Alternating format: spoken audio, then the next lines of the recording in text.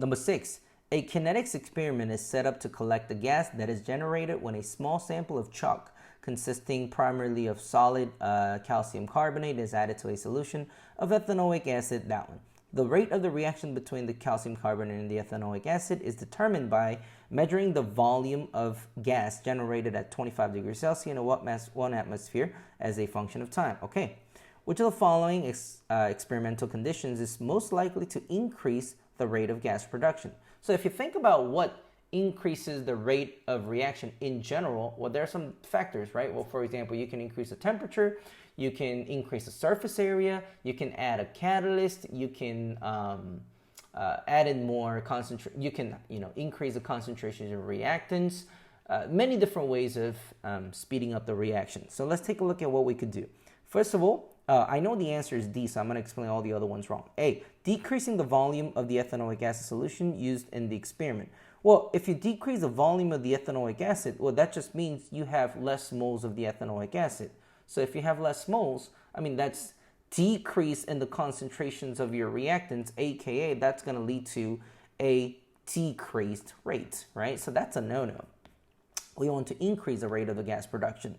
B, decreasing the concentration. Once again, if you decrease the concentration, well, the rate's going to go down. So that's a no-no.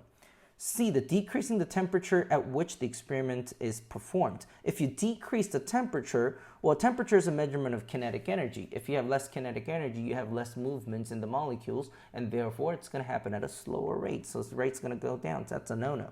D, decreasing the particle size of the calcium carbonate by grinding it into fine powder. Exactly. That's if you make it into smaller particles, then that increases the surface area. Let me explain this in an easier way, right?